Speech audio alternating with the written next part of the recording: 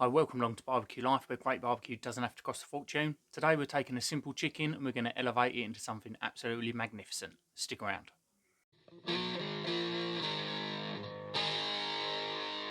So hopefully you can hear me okay over the hip hop racket that next door have got blaring out of their windows. So I do apologise if you get any music in the background.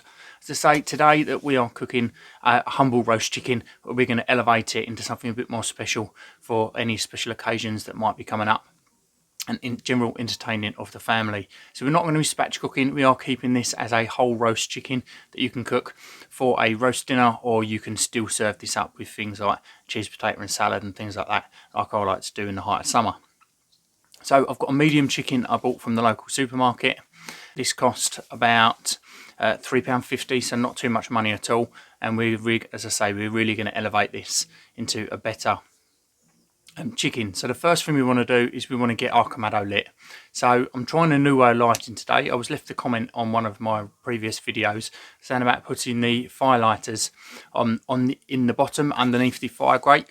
So I thought I would give this a try on camera just to see whether that works. So we're just going to tuck them in there. We've got plenty of new charcoal on the top. The charcoal I'm using today is from Kamado Kings, and as you can see there's some massive lumps in there. So this is the Texas Club charcoal that they've sent out for me to use, and I've been using it for quite a while now, and I thought it's about time that I started mentioning it in the videos because it really is great stuff. So as you can see, putting these firelighters underneath really does help get the fire going quicker. So if you're looking for a higher heat, then this is the way to go. If you're looking for a low heat, a low and slow, then I would stick with the traditional method of nestling that in the charcoal and giving you a slower burn. So we've got that lit. We're going to dial in our temperatures because we're aiming for about 220 degrees C today for cooking. So that is about 2.5 finger width on the bottom vent, and the top vent daisy wheel open, not hinged open, just the holes on the top completely open. And we're going to let that stabilise. As I say, aim for about 220 degrees C. So it's time to start improving on this chicken. So first thing we need to do is we need to mince up a clove of garlic. So all I do, if you've got a garlic press, like a mincer, then you can use that, but I don't have one of those. So it's quite easy. Just with your knife, just gently slice it nice and thin, and then turn it around 90 degrees and slice around the other way so you've got very small pieces. To this, we're just going to run our knife through a few times more just to really mince it down. Then add a small amount of salt. So this is the only salt that we're going to be adding to the chicken today. We're going to be adding it at this point. So we're going to add that onto the top of the garlic, and then we take the side of the blade of the knife and we kind of scrape the garlic and the salt into the chopping board, and this gives us a nice garlicky puree so that it will work its way around all the rest of our ingredients that we're going to add it to. So now on top of that, we're going to take a nice big punch of parsley. So just put that on top of that garlic that we've already chopped, because we're just going to keep chopping that garlic and working that through the parsley. So the parsley is going to take a little while to chop down. We just keep chopping it and then change the angle and chop it again and move it about and just keep chopping it until you've got a very, very fine parsley. And as you chop that down, you are going to be releasing the oil. So you're going to see that it starts to get a bit more of a liquidy feel to it while we're chopping that down into very small pieces. And as I say, we've incorporated that garlic all the way through. Now ideally I wanted to be using some oregano leaves, but I couldn't get hold of fresh oregano leaves. For some reason none of the supermarkets have got them at the moment, so we're just going to use dried oregano. So we're going on with about 3/4 teaspoon of that. If we were using the fresh, then we were going to go equal parts of parsley and the oregano. So we'll get that mixed in as well. Next we need to go in with about a dessert spoon of olive oil. So this is just going to help hydrate that oregano, and it's going to help us get this into the chicken. And then I like to add just a little bit of my favourite standard barbecue rub. So you don't need anything with a lot of overpowering flavours in there, not too much heat. So I'm just using the Rusty Barbecue Company's core powder, and this is a great generic barbecue rub used for everything. We're going with about 1/2 teaspoon of that. I'm just going to work that through, keep chopping it in, and we'll get that oil all the way through. As I say, that will rehydrate that oregano leaf, and then we're going to split that into 2 little piles. because we want to get that on each of the chicken breasts. So now back to that chicken. First thing we need to do is we want to get some cuts into the chicken thighs, because we are not going to be able to get the rub onto the actual meat underneath them thighs without putting the cuts in. So we're just going to go 3 cuts in each thigh on like both sides of the bird. And then with the skin, we just want to get our fingers and we want to work in between the chicken breast and the skin itself to make like a little pocket. So it's quite easy. You just work in there nice and gently. Don't push too hard because you can split the skin. And then you just want to get your fingers right down as far as you can, spreading them out right down the side of the breast, and do the same to the other side. And this gives us a nice little pocket where we can put them herbs. So just take each half of these herbs, pop them into the little cavity that you've just made on both sides, and push that out as far as you can right into the outer corners of this breast, and that is going to help flavour the chicken as we are cooking. And then onto there as well, we just want to go a couple of little pats of butter in each of the breasts, and this is going to help melt underneath there and help crisp up our skin. It will run out as well as staying underneath, and then we can rebaste the chicken with that as we go.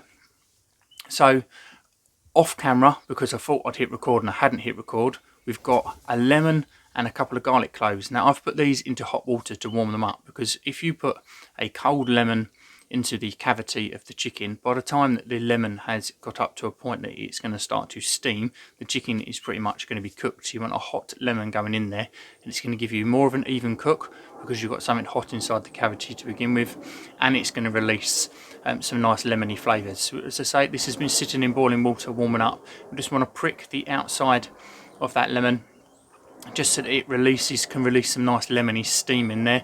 And the same with these couple of garlic cloves. We're going to prick those and pop them inside the cavity, and as you can see, they sit in there quite nicely. Now we need to tie the bird up. So this is, a lot of people panic when they see about chickens being tied up, and it is so much easier than it looks. So you want to take a piece of butcher's twine about 2 foot long to begin with, and we take the middle of that twine and we put it underneath the rear of the chicken where the rear legs are. So you want to just catch hold of that little piece of the chicken tail underneath there, and then bring it up across the top of the legs, right where the ends of the bones are, where the feet would be connecting, and that gives you a nice little ridge that the string will stay inside of, so you can pull it nice and tight. And at this point you want to pull it nice and tight and put a little knot in there, and that will hold that in place. Now we need to try and keep as much of that flavour inside the chicken breast as we can.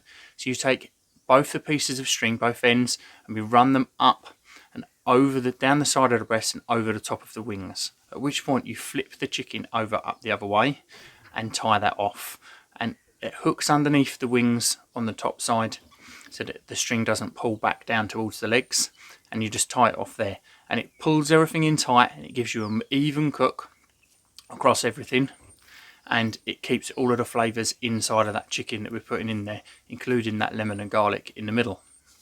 Now any of these herbs that you've got left on the chopping board, get them rubbed all completely over the top of the chicken, especially into them thighs where we can't get underneath the skin there, so you want to get as much as you can inside them slits.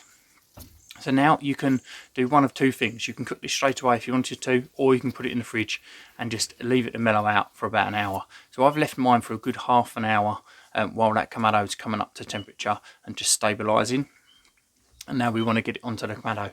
Now we could put this straight onto the grill grates, but if we put it straight into the grill grates, we've got nothing underneath catching the butter and the juices that come out of this chicken, and we want to be able to rebaste the chicken. So I'm using that trusty paella pan that I use as a drip pan and a roasting pan and all sorts of other things. There is a link for that down in the description below. It is an affiliate link, so we'll get a small kickback to the channel without it costing you anything. While we're on the subject of the channel, if you can take the time just to leave me a comment underneath, it means so much to the channel. It really helps the algorithm and the way the channel grows. If you can leave me a comment and a like, that would be fantastic. And if you're not subscribed, make sure you subscribe so you don't miss any future videos from Barbecue Life. So back to this chicken. So we've got that paella pan in place, and we're just going to put that chicken on the top, shut the lid down, 220 degrees, leave it for half an hour. After that half an hour, as you can see, we're starting to cook where that butter is sat underneath the skin, you've got a nice little brown patch as it's starting to melt out. At this point we want to start basting. So I used my nylon basting brush, and as you can tell by the little laugh in my voice, it didn't go very well. As soon as I put that in the hot butter, it kind of shrunk up and melted the little fibres. So I stuck with it for a little while and just got the top of that chicken basted. But I would suggest using a spoon. If you need to tilt the pan slightly, you can. Make sure you use a barbecue glove. Again, there are links for barbecue gloves in the description below. So we just want to get that chicken completely covered again in this melted butter, and that is what's going to give us a nice crispy, flavoursome, crisp skin. So we do that after the half an hour, shut the lid back down, and we come back again in after another half an hour. So it's had a total of an hour cooking, and this is about when we're going to need to be checking temperatures. You can put a probe in right from the beginning if you need to, but I tend to go by whatever the packet says the chicken is going to cook. I come back 20 minutes before that, and you're generally about there, because the packets tend to tell you to overcook your chicken slightly. So we've had the hour, check the temperature again, check the temperature, and we're sitting at 71 degrees. So we're nearly there, about another 10 minutes and we'll be there. So we're going to do another base, using the spoon this time all the way over, keeping that same temperature, and that, as I say, it really adds flavour to the skin and it helps crisps the skin up. After 10 minutes we come back out and it's at 77, so it's over to 74, which is safe for chicken. I like to take mine slightly further anyway, because the kids in my family, they don't like the chicken too juicy, as they say. So 77 is about where I would normally pull it, but if you want to be pulling it closer to 74, then that is completely up to you. But the most important thing you need to be doing once we're taking that chicken off is letting it rest for at least 10 minutes. Up to about 20, anything over 20 and you're going to start to lose a little bit of temperature in the chicken unless you wrap it in foil, and if you wrap it in foil you stand a chance of losing that crispy skin. So 10 minutes is where I like to go, and we've just rested that. We've lifted it up out of the pan, we've got it on a little rack over the top of the roasting pan, just that any juices can fall out into the pan, and then you can skim the top of that butter off if you wanted to and use the chicken juices and then herby juices to make your gravy if that's what you wanted to do. So we're leaving that for 10 minutes. After the 10 minutes we're going to go in and slice it. As you can see, we can slice down through the chicken thigh at the joint, take that off, and you can see how juicy them thighs and legs are. And then we're going to make a nice cut through the chicken breast, and as you can see, the lovely glisten from the juices that are left inside that chicken. It's a beautiful moist bird, and it's time to give it a taste.